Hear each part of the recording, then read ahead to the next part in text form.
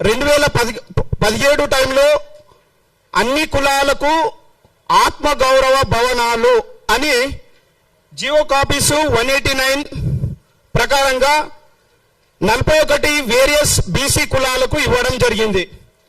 సరే, ఇచ్చిన తర్వాత ఆ ఆత్మగౌరవ భవనాలకు స్థలాలు మెడ్చల్, మల్కాజ్గిరి, రంగారెడ్డి జిల్లా అంటే కోకాపేట భవనము, అట్లాగే ఉప్పల్ భగాయత్లో స్థలాలు కేటాయించడం జరిగింది 41 బీసీ కులాలకు. దాని తర్వాత 2021లో ఒక మెమో ఇష్యూ చేయడం జరిగింది. ఈ మెమోలో క్లియర్గా మెన్షన్ ఏంది, సెకండ్ పాయింట్ అంటే మెమో నంబర్ 2574/D/2018 2 నవంబర్ 2021 నాడు ఈ మెమో ఇష్యూ చేశారు. బీసీ వెల్ఫేర్ గైడ్ లైన్స్ క్లియర్గా ఉంది. ప్రత్యేక అన్ని కులాల్లో ఉన్నటువంటి అన్ని కుల సంఘాలను కలిపి ఆ కులంలో ఉన్నటువంటి అన్ని సంఘాలను కలిపిన తర్వాత ఆ సంఘంలో ఒక ట్రస్ట్ ఏర్పాటు చేయాలి. అది కామన్ ట్రస్ట్. ఫర్ ఎగ్జాంపుల్, మేము కుర్మా కమ్యూనిటీ నుంచి ఇంటలెక్చువల్ ఫోరంగా నేను రిప్రజెంట్ చేస్తున్నాను. మా కమ్యూనిటీ ఆల్రెడీ మన సోదరులు ఇక్కడ చెప్పారు, దొడ్డి కొమరయ్య ఆత్మ గౌరవ భవనం అంటే ఒక పోరాటం, అంటే సాయుధ పోరాటం చేసిన వ్యక్తి ఇదే పెత్తందారి, జమీందారి, వెట్టి చాకిరి విముక్తి కోసం కొట్లాడడం జరిగింది. కానీ ఈరోజు మళ్ళీ ఇదే కులంలో పుట్టిన మేము, అదే డిఎన్ఏలో పుట్టిన దొడ్డి కొమరయ్య డిఎన్ఏతో పుట్టిన కురుమలము మళ్ళీ అస్తిత్వం కోసం ఇదే పెత్తందారి, జమీందారి, కార్పొరేట్ సంస్థల కోసం మనం మళ్ళీ ఎదురెళ్ళి కొట్లాడాల్సిన అవసరం పరిస్థితి తీసుకొస్తున్నారు అగ్రవర్ణ కులాలు, అలాగే కార్పొరేట్ శక్తులు. అది ఏ రూపంలో అంటే మళ్ళీ మా కులంలో ఉన్నటువంటి కొంతమంది కుల నాయకులు, అది వాళ్ళు అన్న చెప్పినట్టు చెంచలుగా, బ్రోకర్లుగా, ఇన్ఫార్మర్లుగా ఉండుకుంటూ వాళ్ళ స్వార్థాలు, వాళ్ళ ప్రయోజనాలు, డబ్బులు ఆశపడి కొంతమందికి కొంత పర్సంటేజ్లు ఇచ్చేసి వీళ్ళ పబ్బం గడుపుతున్నారు. ఎందుకు ఈ మాట చెప్తున్నానంటే, మా కులం సంఘంలో దొడ్డి కొమరయ్య భవనం దగ్గర 20 మార్చి నాడు సింధూరా నారాయణ గారు, ఆమె ది 1 స్కూల్ లీజ్ జరిగింది. దానికన్నా 4 రోజుల ముందు మా కులం సంఘంలో ఉన్నటువంటి ఎగ్గే మల్లేశం గారు, బీర్లైలే గారు వీళ్ళంతా వెళ్ళేసి వేమనరేందర్ రెడ్డి గారికి కలిశారు. ఆ ఏ ఉద్దేశం కలిశారో తెలియదు, కానీ 4 రోజుల తర్వాత భవనం దగ్గర వచ్చి ఆమె భూమి పూజలో కూర్చోవడం జరిగింది. అంటే దాని అర్థం చూసుకోండి, ఆమెకి ఎట్లాంటి రైట్స్ లేవు. వాళ్ళ అంటే ఇది బీసీ ఆత్మ గౌరవ భవనాలు అన్నప్పుడు ఈ అగ్రవర్ణ నారాయణ సంస్థ యొక్క కూతురు వాళ్ళ మన్మలను తీసుకొని, అంటే వాళ్ళ సొంత భూమిలో వచ్చిన విధంగా వచ్చారు. దానికి మా కులం సంఘం వాళ్ళే మళ్ళీ సాక్షులు. ఇప్పుడు రేపన్నాడు లీగల్ గా కొట్లాడినా వీళ్ళే సాక్షులు.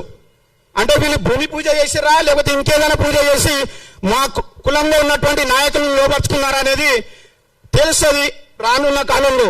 అయితే ఈ బీసీ కులాలకు ఇవ్వడం జరిగింది. మరి ఇచ్చిన తర్వాత మేము బీసీ వెల్ఫేర్ కమిషనర్ గారికి ఆర్టీఏ ద్వారా అలాగే మా అప్లికేషన్స్ ఇవ్వడం జరిగింది.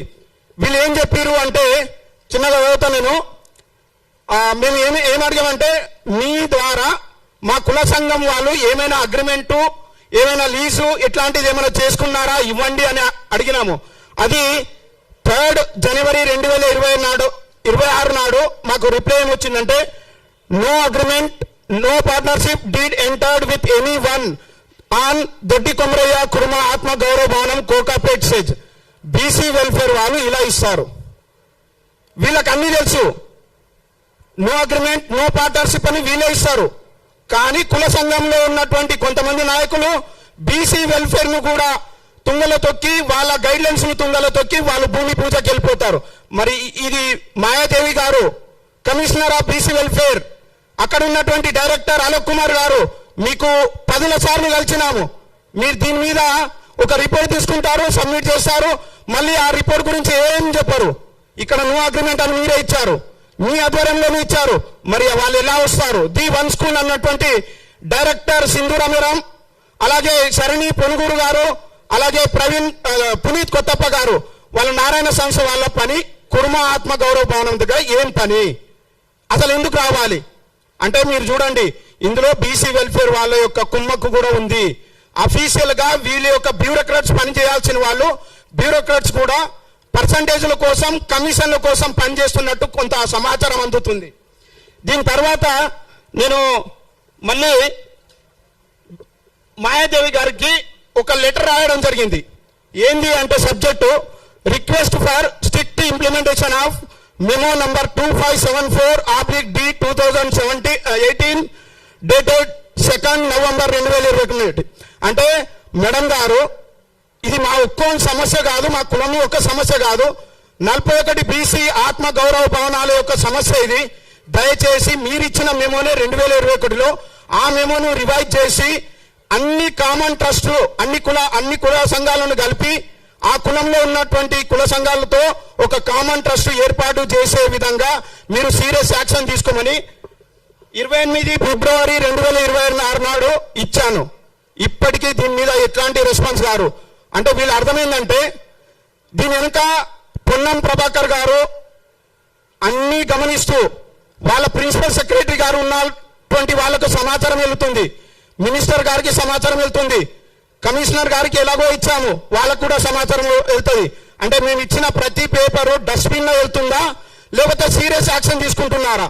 ఎందుకంటే మీరు సీరియస్ యాక్షన్ తీసుకోకపోవడం వల్లనే మీరు జనవరి 3 నాడు అగ్రిమెంట్ జరగలేదన్నారు, 28 ఫిబ్రవరి నాడు మేము దీన్ని స్ట్రిక్ట్ ఇంప్లిమెంటేషన్ చేయమని అన్నాము. మరి మార్చి 20 నాడు అదే కార్పొరేట్ శక్తులు వచ్చి పూజ చేస్తున్నారంటే మీ యొక్క పనితనం కమిషనర్ గారు, మీ బీసీ వెల్ఫేర్ లో ఉన్నటువంటి వాళ్ళు మీరు పని చేస్తున్నారా, ఇంకేం చేస్తున్నారా, లేకపోతే భజన చేస్తున్నారా అనేది మీ ఆత్మ పరిశీలన చేసుకోవాలి. ఎందుకంటే 41 బీసీ కులాల ఆత్మ గౌరవం ఇది. ఆత్మ గౌరవానికి మించినది ఈ భూమి మీద ఏదీ లేదు, గుర్తుపెట్టుకోండి. ఆత్మ గౌరవం కోసమే ఈ రోజు ఇంతమంది ఇక్కడికి గ్యాదర్ అయ్యాము. ఇది ఒక్కొక్క రిప్రజెంటేటివ్ 1,00,000 మందితో సమానం. ఇంతమంది 1,00,000 మందితోని మేము కదిలినాం కోకాపేట కంటే ఇక మీ అస్తిత్వాలు బీసీ వెల్ఫేర్ లో మీరు చైర్లో కూడా కూర్చోలేరు. బీసీ వెల్ఫేర్ కమిషనర్ గారు మేడం మాయాదేవి గారు, అలోక్ కుమార్ గారు, అలాగే పొన్నం ప్రభాకర్ గారు, మీరు చిత్తశుద్ధితో దీని మీద ఒక ప్రాపర్ గైడ్ లైన్స్ వెంటనే రిలీజ్ చేయాలి. ఎందుకంటే మా ముద్రాజ్ సోదరుడు శివముద్రాజ్ గారు ఒక వీడియో రిలీజ్ చేసినప్పుడు డైరెక్ట్ గా బండ ప్రకాష్ గారికి తన సొంత ఆస్తి అసలు ఇది ఎందుకు జరుగుతుంది అని గమనిస్తే 2017లో కోకాపేట్ ప్రైమ్ లొకేషన్ కాదు, అప్పుడు చాలా తక్కువ రేటు రియల్ ఎస్టేట్ లో. ఒక్కసారి భూమి వచ్చిన తర్వాత 100 కోట్లు 1 ఎకరానికి పోయిన తర్వాత అరే బీసీల ఆత్మగౌరవ భవనం అని మనం ఇచ్చేసి మళ్ళీ మనము వాళ్ళ మధ్యలోనే చిచ్చులు పెట్టేసి ఈ కార్పొరేట్ శక్తులలో లాక్కుంటే వాళ్ళు కొట్టుకుంటూ వస్తారు, మేము బిల్డింగ్లు కట్టేస్తాం, అక్కడ మీకు వచ్చేస్తుంది. అప్పుడు మళ్ళీ కోర్టు నుంచి ఒకటే డైరెక్షన్, ఏం డైరెక్షన్? పిల్లల భవిష్యత్తు కొరకు ఎడ్యుకేషన్ గా స్టార్ట్ అయిన వాటికి మీరు డిస్టర్బ్ చేయొద్దని ఒక స్టే ఆర్డర్ తీసుకొచ్చి వాళ్ళు రన్ చేస్తూనే ఉంటారు. మా ఆత్మగౌరవం మళ్ళీ అక్కడనే ఉంటది. ఇదే జరిగేపోయే ప్రమాదం ఉంది. తస్మత్ జాగ్రత్త. బీసీలో ఉన్నటువంటి ప్రతి కులాలు, ఈ రోజు నేను కుర్మ కులం నుంచి రిప్రజెంట్ చేస్తున్నానంటే మా ప్రొఫెసర్ ప్రపంచ మేధావి, మా జాతి సూర్యుడు అన్నటువంటి ప్రొఫెసర్ కంచాయిలే గారు 2024 నాడే సీఎం గారికి లెటర్ రాశారు. క్లియర్ గా బీసీ కులాలు ఉన్న అన్ని కులాలను సంబంధించి ఏ ఆస్తి కూడా కమర్షియలైజ్ చేయొద్దు అని రేవంత్ రెడ్డి గారికి చెప్పారు. అయ్యా రేవంత్ రెడ్డి గారు, మీ ప్రభుత్వం రాకముందు ప్రజా కోర్టు నిర్మించినప్పుడు ఆ రోజు ప్రజా కోర్టులో ఈ వ్యక్తినే కదా ప్రపంచ మేధావి కదా జడ్జు, మీరు ఆయనను కూడా గౌరవించుకోరా? అంటే మీకు కావాల్సినప్పుడు బీసీలను గౌరవించి ప్రజా కోర్టులో జడ్జిగా పెట్టి దాని తర్వాత మళ్ళీ మీకు కావాల్సినట్టు మీరు చేసుకుంటారు. అంటే ఒక ప్రపంచ మేధావి ఆయన శ్రద్ధతో బీసీలలో జరుగుతున్న వాయిస్ ను రేజ్ చేస్తే మీ చెవులో మీ చేతిలో ఇచ్చాము. సుభాష్ మంత్రి అని లండన్ నుంచి ఆయన లాస్ట్ టైం ఇండియాకి వచ్చినప్పుడు ఆయన చేతుల మీద మీకు ఇచ్చినప్పుడు ఎండార్స్ చేసి సీఎం ఆఫీస్ అయింది. దాని మీద ఎలాంటి యాక్షన్ జరగలేదు. రేవంత్ రెడ్డి గారు దయచేసి దీన్ని సీరియస్ యాక్షన్ తీసుకోండి. పొన్నం ప్రభాకర్ కి డైరెక్ట్ చేయండి. బీసీ వెల్ఫేర్ కంప్లీట్ కమిషనర్ గారు, ప్రిన్సిపల్ సెక్రటరీ ప్రతి ఒక్కరు దీని మీద దృష్టి పెట్టండి. ఎందుకంటే రాబోయే రోజుల్లో బీసీ ఉద్యమం ఉద్రిక్తంగా లేస్తుంది. అది మీరు ఎలాగో 42% రిజర్వేషన్ ఇవ్వడమా లేదా అనేది కనబడుతూనే ఉంది మీ చిత్తశుద్ధి. అట్లీస్ట్ మాకు ఇచ్చిన ఆత్మగౌరవ భవనాలన్నా కాపాడండి అయ్యా. ఎందుకు ఇంత గౌరవం లేకుండా మమ్మల్ని సాగుపడతారు? ఇక మీ ఆధిపత్యంలోనే మేము ఆ రోజు తెలంగాణ ఉద్యమం స్టార్ట్ అయిందంటే ఆత్మగౌరవం కోసం, ఇదే దోపిడీదారుల కోసం. మళ్ళీ బీసీలు ఆత్మగౌరవం కోసం కొట్లాడాలి.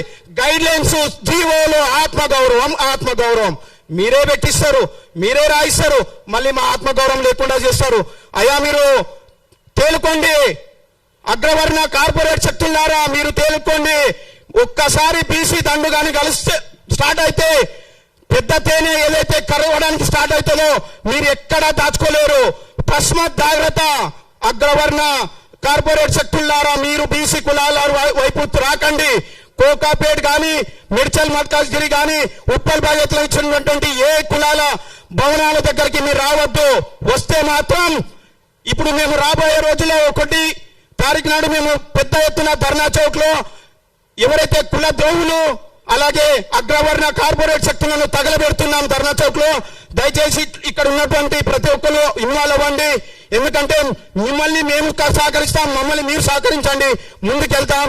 వీళ్ళను ఎక్కడ ఎండగట్టకపోతే, మన చంచలను కార్పొరేట్ శక్తులను ఎండగట్టకపోతే వీళ్ళ పని వీళ్ళు చేసుకుంటూ పోతారు. కాబట్టి దయచేసి ప్రతి ఒక్కరు చైతన్యం అవ్వాలి. తెలియకపోతే ప్రతి జీవను తెలుసుకోండి. మేధావి వర్గంతో సమాలోచన చేయండి. ఈ వీడియో వింటున్న మన ప్రేక్షకులు ప్రతి ఒక్కరు చర్చలు చేయండి. మీరు ఎక్కడెక్కడ కూర్చున్నప్పుడు బీసీ కులాలలో, అన్ని కులాలలో ఏం జరుగుతుంది, ఆత్మగౌరవం భవనం ఎడిపోతున్నాయి, ఎవరి చేతిలో పోతున్నాయి, ఎందుకు ఇంకా కన్స్ట్రక్షన్ కావట్లేదు, కేవలం 3 కులాలదే కన్స్ట్రక్షన్ అయినాయి, మిగతా ఏమవుతున్నాయి. దయచేసి ప్రతి ఒక్కరు ఆలోచనలు చేయండి, మేధావి వర్గంతో చర్చలు చేయండి. హైదరాబాద్ కు నలుమూల గ్రామాల నుంచి ఏదైతే చదువు కోసం రావాలో, నేను ఈ రోజు ఒక అసిస్టెంట్ ప్రొఫెసర్ గా మా ఊరు బార్డర్ మహారాష్ట్ర కర్ణాటక ఉంటది, అక్కడి నుంచి ఈ రోజు వచ్చి ఇంత మైక్ పట్టుకొని నిర్గళంగా మాట్లాడుతున్నానంటే కేవలం చదువు లేనిది వింత పశువు కింద సమానం అని మనం తెలుసుకున్నాం. చదువు వల్లనే అజ్ఞానం నుంచి జ్ఞానం వైపు వెళ్తాం, చీకటి నుంచి వెలుగులోకి వెళ్తాం. కాబట్టి మేధావి వర్గంతో కూర్చొని అన్ని కులాలు దీన్ని ఏ విధంగా తీసుకెళ్లాలి అని మన పెద్దవాళ్ళు డైరెక్షన్స్ ఇస్తే మా యువతరం ముందు కదులుతుంది. మీకు అన్ని విధాలుగా సహకరిస్తాం. ఈ అవకాశం ఇచ్చినటువంటి జేఏసీ చైర్మన్ గారికి ధన్యవాదాలు. సర్పంచుల పురం